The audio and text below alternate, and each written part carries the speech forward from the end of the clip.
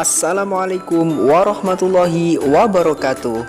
Oke guys, ketemu lagi di channel kami. Gimana kabar kalian? Semoga sehat selalu ya, dan semoga tetap dalam lindungan Allah Subhanahu wa ta'ala. Amin amin ya rabbal alamin. Di video kali ini kita akan bahas tentang permasalahan pokok pendidikan. Sistem pendidikan menjadi bagian yang tak terpisahkan dari kehidupan sosial budaya dan masyarakat sebagai suprasistem, sehingga menciptakan kondisi yang sedemikian rupa, dan permasalahan intern sistem pendidikan ini menjadi sangat kompleks.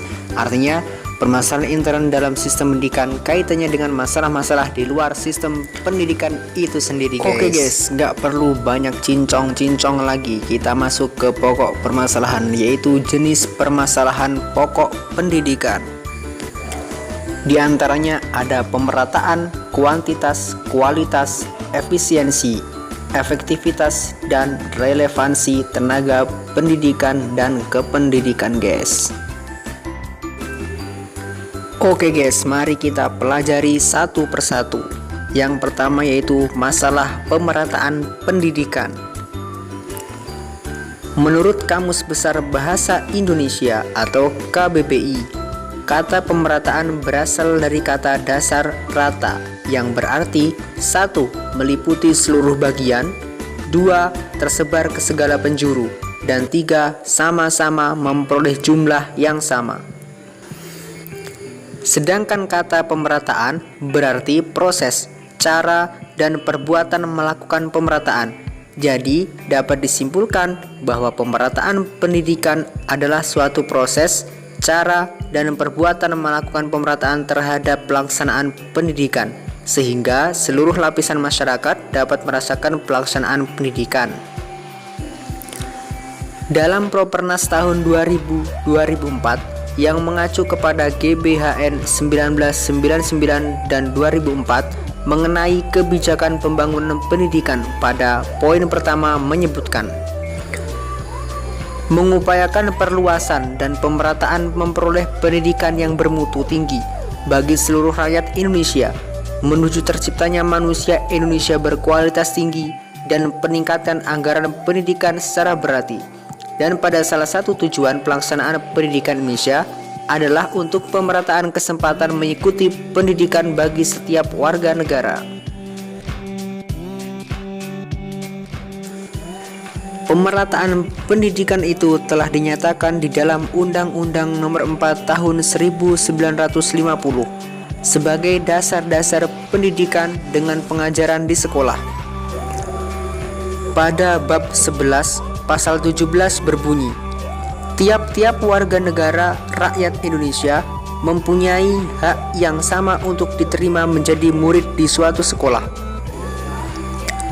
jika syarat-syarat yang ditetapkan untuk pendidikan dan pengajaran pada sekolah itu dipenuhi. Selanjutnya, dalam kaitannya dengan wajib belajar, bab 7 pasal 10 ayat 1 menyatakan semua anak yang sudah berumur 6 tahun berhak, dan yang berumur 8 tahun diwajibkan belajar di sekolah, sedikitnya 6 tahun lamanya. Ayat 2 menyatakan belajar di sekolah agama yang telah mendapat pengakuan dari materi agama dianggap telah memenuhi kewajiban belajar. Pemecahan masalah pemerataan pendidikan ditempuh melalui dua cara, yaitu A. Cara konvensional. 1. Membangun gedung sekolah seperti SD Impers dan atau ruangan belajar. 2. Menggunakan gedung sekolah untuk double shift atau sistem pergantian pagi dan sore. B. Cara inovatif. 1. Sistem pamong atau impact system atau pendidikan oleh masyarakat, orang tua, dan guru. Sistem tersebut dirintis di Solo dan didiseminasikan ke beberapa provinsi. 3. SD kecil pada daerah terpencil. 4. Sistem guru kunjung. 5. SMP terbuka. 6. Kejar paket A dan B. 7. Belajar jarak jauh seperti universitas terbuka. Oke guys, kita masuk ke masalah berikutnya, yaitu masalah kuantitas pendidikan. Masalah kuantitas pendidikan merupakan masalah yang menyangkut banyak murid yang harus ditampung di dalam sistem pendidikan atau sekolah. Sering terjadi di daerah-daerah terpencil, guys. Solusinya adalah 1. Banyak sekolah swasta didirikan. 2. Adanya perhatian khusus yang lebih dari pemerintah agar anak-anak yang ada di daerah terpencil ikut merasakan pendidikan. 3. Pemerintah melakukan upaya pembangun sekolah negeri di daerah yang masih minim kuantitas pendidikan, dan tentunya di sekolah yang dibangun juga dilengkapi sarana dan prasarana yang lengkap untuk menunjang pendidikan. Oke guys, masuk lagi ke masalah berikutnya. Banyak banget masalah ya guys, yaitu masalah kualitas pendidikan. Kualitas atau mutu pendidikan dipermasalahkan jika hasil pendidikan belum mencapai taraf seperti yang diharapkan.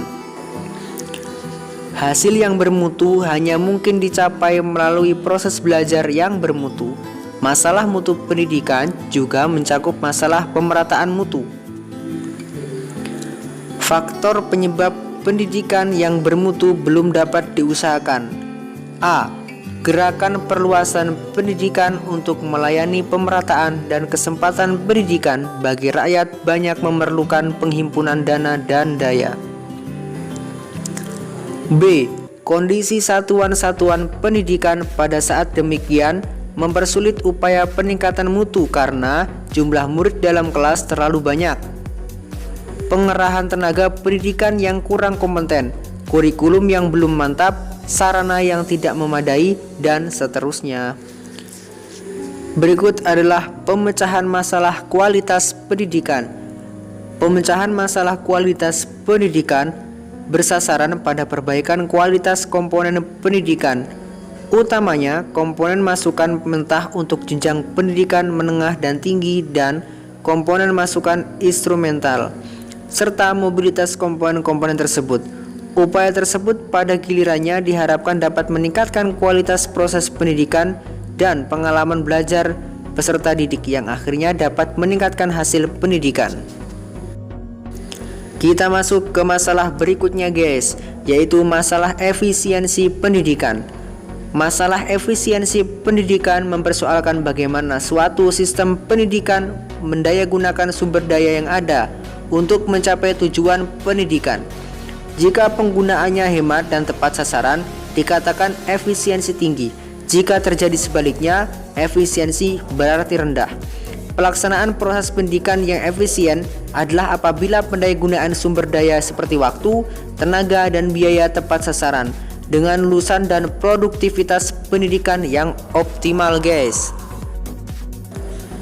Beberapa masalah efisiensi pendidikan yang penting ialah A.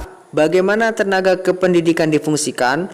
Masalah ini meliputi pengangkatan, penempatan, dan pembangunan tenaga. B. Bagaimana prasarana dan sarana pendidikan digunakan?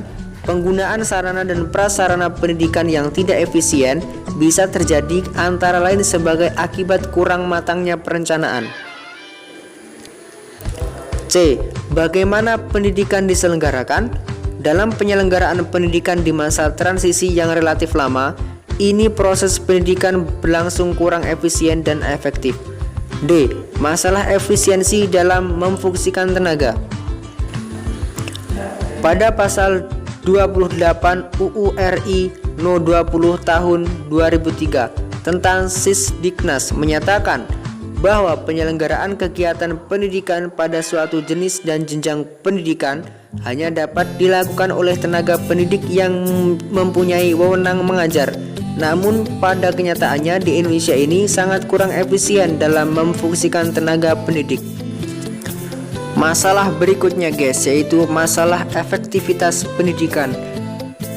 Pendidikan yang efektif adalah pelaksanaan pendidikan di mana hasil yang dicapai sesuai dengan rencana atau program yang telah ditetapkan sebelumnya. Jika rencana belajar yang telah dibuat oleh dosen dan guru tidak terlaksana dengan sempurna, maka pelaksanaan pendidikan tersebut tidak efektif. Dan solusinya adalah 1. Penanggulangan masalah pendidikan ini dapat dilakukan dengan meningkatkan kualitas tenaga pengajar. 2. Pemantauan penggunaan dana pendidikan dapat mendukung pelaksanaan pendidikan yang efektif dan efisien. 3. Pelaksanaan pendidikan yang lebih terorganisir dengan baik juga dapat meningkatkan efektivitas dan efisiensi pendidikan. Oke guys, akhirnya kita memasuki masalah yang terakhir guys. Wah, capek banget guys ngomong terus, yaitu relevansi tenaga pendidik dan kependidikan. Masalah relevansi pendidikan mencakup sejauh mana sistem pendidikan dapat menghasilkan luaran yang sesuai dengan kebutuhan pembangunan, yaitu masalah-masalah seperti yang digambarkan dalam rumusan tujuan pendidikan nasional. Solusinya: 1. Membuat kurikulum yang sesuai dengan perkembangan dunia usaha. 2. Mengganti kurikulum yang sudah tidak sesuai dengan tuntutan zaman. Tenaga kependidikan belum diperhatikan sebagaimana pendidik. Selama ini, penilaian keberhasilan pendidik hanya diukur dari faktor pendidik atau guru dan dosen saja, sebagaimana telah disebutkan dalam UU Nomor 20 Tahun 2003 tentang Sistem Pendidikan Nasional. Tenaga kependidikan adalah penunjang penyelenggaraan pendidikan, namun terdapat permasalahan yang terkait pada tenaga kependidikan. Solusinya adalah: 1. Meluruskan kesenjangan yang ada di antara pendidik dan kependidikan. 2. Memandang setiap unsur penunjang pendidikan sama di mata pemerintahan. Oke guys, terima kasih sudah nyimak video kami kali ini. Semoga bermanfaat dan bisa menambah ilmu kita semua. Tetap semangat dalam belajar, tetap jaga kesehatan. Wassalamualaikum warahmatullahi wabarakatuh. See you next video.